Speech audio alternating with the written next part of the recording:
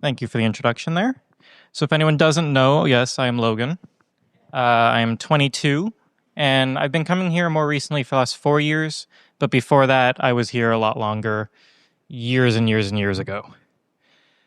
Um, so funny enough, right before I was about to get up here, I got a text message from my friend named Mark, who I met at Pine Orchard at teen camp 2 years ago. I saw him again this year while I was working there, and we had a conversation with Thomas and all that, and it was brought up that I would be speaking during one of the Sundays here, and he does not live close here at all, and he really wanted to be here. Unfortunately, it ended up lining up at the same time as family camp, and he is helping with the Sunday down there, so he couldn't make it. But he sent me a message right before I came up here, thinking I was talking currently, but I was able to see it beforehand, just kind of telling me that I got this and that he's been praying for me. So that meant a lot to me right before coming up. So it came about me talking here about 2.5 months ago, I believe. I started working here during the summer for Susie and Thomas with the kids camp that we had, as well as Pine Orchard, as I mentioned. And I think it was about the first week I was working here, maybe the second, I don't really remember. He brought me aside into his office and asked me if I was willing to talk on one of the Sundays that he was busy. We had talked about it before in previous meetings, or like last year as well, if it was ever interested me in talking on a Sunday, and I wasn't certain. So I spent that night thinking about it and came back to him saying that I would love to do it. I just didn't know what to do. I'm not one that could probably come up with a sermon off the top of my head. As I say, I'm a king of procrastinating, as I have maybe 6 sentences written down that I came up with a few days ago. And I knew about this for about 2 months. So he told me that what I could do, and which is what I'm going to do, is my testimony. I'm going to talk about my path in following Jesus, what led me to where I am today, and what has led me to be standing in front of you all talking. So as I said, I used to be a member of this church years and years and years ago, back when I would say probably grade 1 or beforehand. Maybe. My grandmother and grandfather, Jan and Joe Cupez, lived out in Oxford Mills, and we moved out here as well to join them for, I think it was 2 years, was it? Around 2 years. So at that point, I am probably 4 or 5 years old. I don't have many memories of back then, but I do have a few of coming here on Sundays, where I would go downstairs with Pat being the leader down there. I remember him. Where we would learn about all the stories and everything with the Bible with the kids group, and as well as the time the pastor there was Dan, which I remember him, and then I've seen him here and there at Wesley Acres, and I believe he came back up here about a year ago or so. So the stories that really connected with me back then, and still kind of do, were any stories that involved animals. And that's still been a passion of mine, to this day. So Jonah was a very big story. Noah was a big story. I'm pretty sure it's it for like animal solely stories, but there were other stories like Moses connected with me and the birth of Jesus and everything.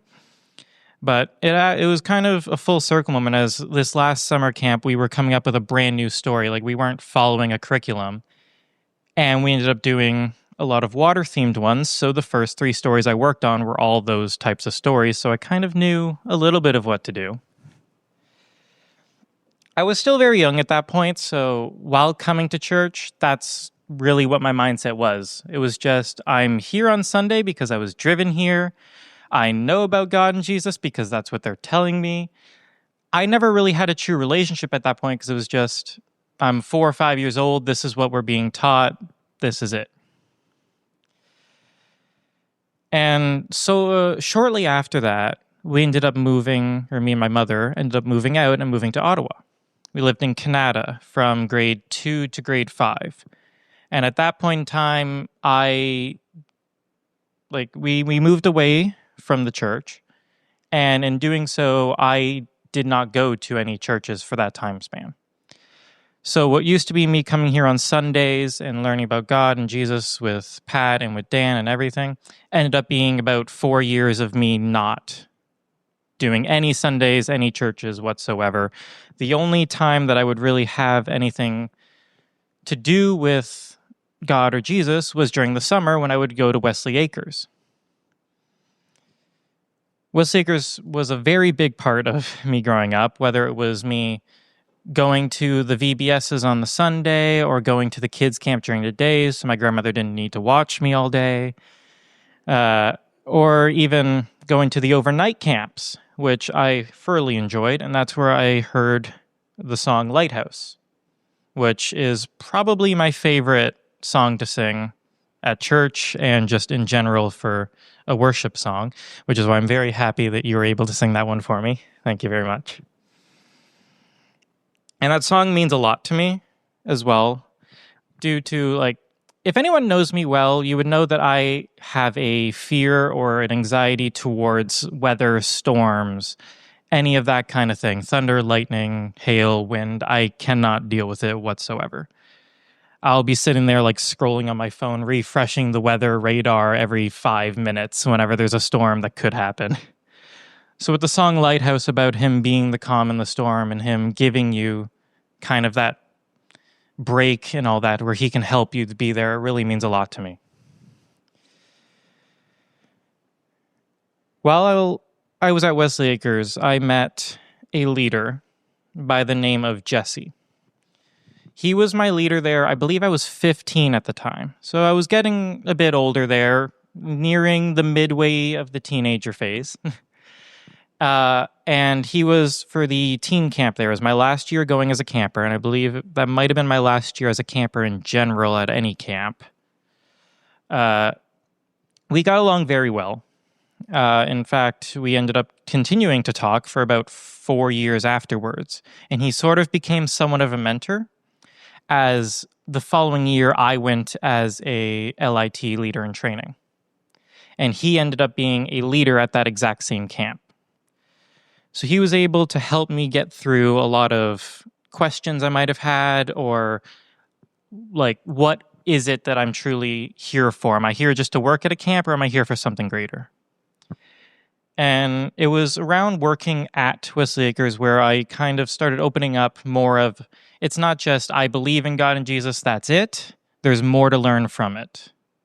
There's more to actually gain from following the word, reading the word, and everything. I worked at Wesley Acres for, I believe, 3 to 4 summers. 2 as an LIT, 2 as a main leader, I believe. Could be 3. I'm not too certain. And one of the, I think it was the final year I went there because COVID kind of messed everything up. There was another leader, and his name was Chris. Chris was from Scotland. And he had came all the way to Canada for the summer and decided that he wanted to spend his summer working at Wesley Acres as the male leader in charge of everything. So me and him got along very well as well. I feel like I'm a very likable person. I don't know. Fair enough. And he, during one of the campfires, decided to tell his testimony. This was, I believe, the first time I had actually sat and listened to someone do their testimony. And he had a story about being in a relationship to be married and his partner cheating on him and him falling out of faith and everything out of it, because how could something like this happen as we were so close to being married? And then he talked about meeting people and slowly coming back into his faith and his beliefs and everything. And it was around that time where I started questioning, after hearing this testimony, why aren't I baptized? Because he talked about at the end of all this, he decided to actually go forward and get baptized. And it was at this point where I'm now questioning, why aren't I baptized? As a kid, I know the reason. They wanted me to decide while I was older myself if I actually, where I wanted to go, what I wanted to do, what choice I wanted to make. And it was really wondering, is this where I want to be, or like, what is my path forward? At this point in time, I'm still not fully, like, I'm not going to church every Sunday. I just know God exists. I know that He loves me, and that's as far as I've gone besides working at the camps and helping other kids understand this. It was shortly after that, I think right before COVID, I don't remember the exact timing, where Thomas ended up doing a fuel night or a teen night, games night, and I was invited out. For I'd been here like some of the Easters and like the Christmas church services. And they invited me to come and join the teen group as well as some of the games nights. And that's where I got to know Liz, Thomas, Amy Beth, all their kids and everything. And I think being in that type of situation where it was like more of a one-on-one or two-on-two or whatever, where I could actually ask the questions to Thomas or get to know the actual stories and words, the meanings behind them, and not just know a man was eaten by a fish or a boat carried a bunch of animals. I actually got to know more of what the words meant, what the meaning for it in my life would actually come down to. While going through all this, Liz asked me, COVID kind of hit while I was graduating. And a lot of difficult things happened in a short amount of time in my life, which involved me dropping out of university for studying dinosaurs, which was a huge passion of mine growing up. I lost most of my friends after graduation, and just a whole lot of health issues, mental health issues. A bunch of things happened in one short order. And I ended up going through a little bit of a mental crisis. And during this time, I didn't want to do anything. I didn't want to talk to many people. I kind of just wanted to sit and do nothing. And while this was happening, Liz messaged me and kind of asked, would I be willing to help her with the kids group? This was when we were starting to come back into church, and she was kind of by herself, just out in the foyer. And she asked me if I'd be willing just to help her maybe prepare the snack or just keep the calm of the kids. And I decided to say yes. And it is one of the best decisions I've made. So I would help her do that. And in doing so and helping, I was able to also listen to her preach to all the kids and get their stories. And with me working at the summer camps earlier, I know I have a passion for doing camps or helping with kids service or even just teaching kids in general. This sort of grew over time as I would be just a helper. I was there to grab the supplies or to help make a little craft or a little slideshow or whatever was needed to happen. And there was one week where I believe Thomas was either on a trip or sick, and Liz was filling in as the pastor, which meant that there was no one to do the kids' service. So Liz asked if I was willing to do it on my own. I had never done something like that before, so I was nervous. But I decided that someone had to do it. So I decided that I would be willing to try. And that would be the first of many times that I would run the kids' service downstairs, as after Liz had left to go do her own church, we ended up doing the rotation now, and I'm a big part of that. But 2 a month, I believe I was doing for a while. So I'm now downstairs helping out with the kids, volunteering, and helping doing whatever lesson is needed at the time, as well as working here during the summers when I can. Hopefully I can keep doing that. It's because I love doing the camps. I love helping around with the kids and all that. It's a passion of mine to help them learn what I've slowly learned over time as well. And those approach, during COVID was the first year I worked here. Liz offered me that while I was helping her. Unfortunately, with COVID, that was not very much something we could do. So it very quickly adapted to me making crafts in my basement and then delivering it to their houses. I'm probably certain I could still find pieces of rice on the floor to this day. And then I think it was 2 years after that, I was approached and asked if I wanted to do it again, as I had left working at Pet Value at the time. And I said, I would love to.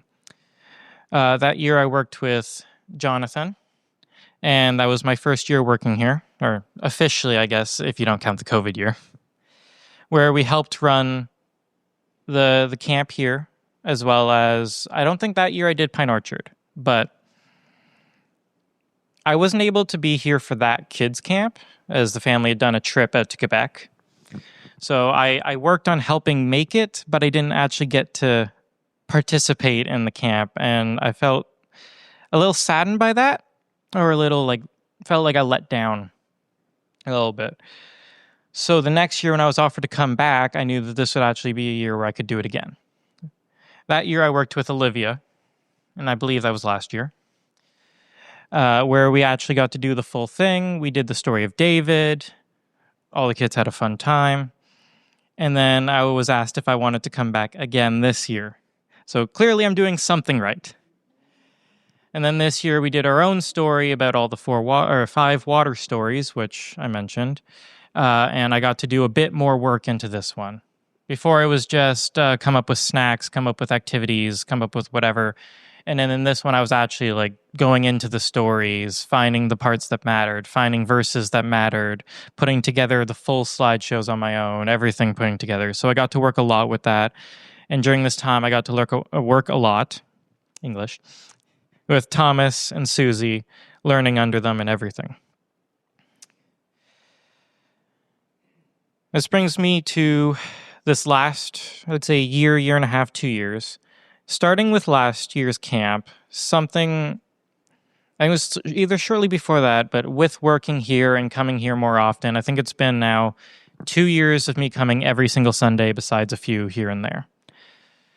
Something came into me, some type of just belief or feeling where I realized with everything I've learned and with the help of Thomas and Susie and Liz and my grandparents and everyone else around me, that I wanted to give myself to Christ and to God. And I decided to actually go through with getting baptized, besides just saying, oh yeah, this is something I should do, and then not doing it. So last year, I think it was last year, right? Yeah. Last year, I got baptized here by Thomas. And I feel that started the current step of my journey, going through Christ and going through the Bible and actually learning about what it matters to me, what it means to me, what it's going to do in my life now that I know. And it has made a big difference, especially in this last year. As I said, I have a very large fear in storms, bad weather, everything, and I'm a very anxious-filled person. It takes over my body at any time. I live in anxiety a lot of the time, and it can be debilitating at times. But at teen camp, at Pine Orchard, I believe it was our last chapel. The speaker, I believe his name was Mike. He's an old friend of Thomas from school. I don't remember much of the previous few days. That camp was run all the time. But this one I do remember, and he was talking about giving your fear and your anxiety to God and giving it away to him so he can clear it. He can be that calm in the storm. And while this was happening, there was a severe thunderstorm going overhead. And I knew this was coming because, as I say, I track these things because, I don't know, it just happens. So I'm watching as we're about to go into chapel, and I can see it's about to come down. It's coming down from, it's not Lake Ontario, the one above. Is it Superior or Huron? Superior? So it's coming down above where Barrie is. It's going to come down through Newmarket, head to Toronto. And as we're about to walk into chapel, I can hear the thunder going off in the distance. And we sit down in the chapel, and all of a sudden we can hear the wind pick up, and we can hear just a downpour of rain. I look out to my right, there's a door right beside me, and it's just torrential rain and thunder and lightning. And as this is happening, the pastor is talking about giving your fear and anxiety to God. Meanwhile, I'm sitting here, a ball of stress on one of the pews, just trying to calm myself down as this is going on. And while he's talking about this, I'm listening to this and I'm talking about, like, how could I just give up my fears? How can I just give these away if it controls me? And in that moment, I just felt a pit of calmness in my stomach. It's never happened to me before. I've never been able to sit calmly during a thunderstorm in I don't know how long. And I just felt this wave of calmness and peace wash over me. And I was able to sit there during this thunderstorm, which lasted for another 10 minutes, while listening to the preacher speak. And at that moment, I knew that there was a way to get rid of this just by giving it to God, because I'd never felt that before. And the second the speaker starts talking about giving away my fear, it's gone. Since then, there's been one other thunderstorm early in the morning, a few days ago or a week ago, and I felt the same thing. There was no fear whatsoever. I heard the thunder and I just continued with my day. So clearly, there's still ways for me to learn, but I know that the word here can help me and has already helped me and will continue to help me as I go forward. And that's what leads me to today, where I'm standing in front of you, still quite nervous because I'm not good at speaking in front of people. So I hope I'm doing all right. And I just have a few verses here that I found that have meant a lot to me over the time that I have been reading and following the Bible. The first one is Proverbs 3, verse 5 and 6. This one is written here in the front of my Bible that was given to me back in 2016 by my grandparents. So it's a little old. Some of the pages are a little worn down, but it still means a lot to me, so I hold on to it to this day. And what the verse says is, "Trust in the Lord with all your heart, and lean not on your own understanding. In all your ways submit to him, and he will make your path straight." This is back in 2016, and I feel this was before my fear of storms really took over. And this verse by itself talks about submitting to him, including your fears, everything to him, and that he will make it straight. He will give you the calmness. He will lead you to the right path. And I found that was kind of amazing that this verse that my grandparents put in here has meant so much in what I struggle with and what I'm trying to deal with in life. Another verse that's at the front here is a prayer that my grandparents wrote for me, which was Luke 2, verse 52, which was, "And Jesus grew in wisdom and stature and in favor with God and man." This one took me a while to try and figure out. I spent a while just trying to figure out, what does this mean? What is this prayer trying to do? And after talking with a few people, it came down with, they're praying for me to have like wisdom and following in God and knowing what is right, what is wrong, what to do, and that I can trust in God in everything. It's something that I still know that I'm going to struggle to do and that I have to just let go. I have to let God take control and choose where I'm going. Let me know what path is meant for me. It's a verse that still means a lot to me, as it is something that I know I need to work on. And the fact that it is on the first page of my Bible means that every time I open it up, I will see it. The last verse I have here was, I don't know if it was the exact one that the preacher Mike talked about at teen camp, but it is one that I feel is closely similar, and it's in 1 Peter chapter 5, verse 7.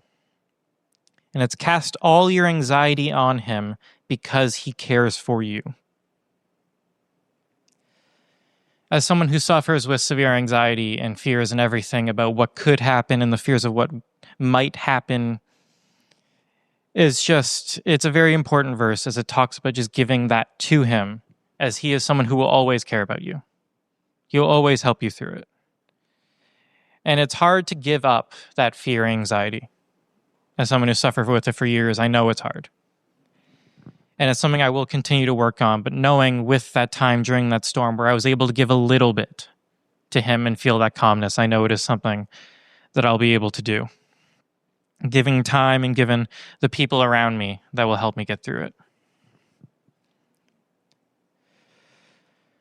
That's all I have for today. I appreciate having the opportunity to speak up here in front of everyone that I have grown to know as my second family here. And I hope that with Thomas and everything, I'll be able to grow closer into my beliefs in God and my path forward into Christ. It's been my privilege to share my testimony with my church family. And now I believe Rosalind has another song to speak.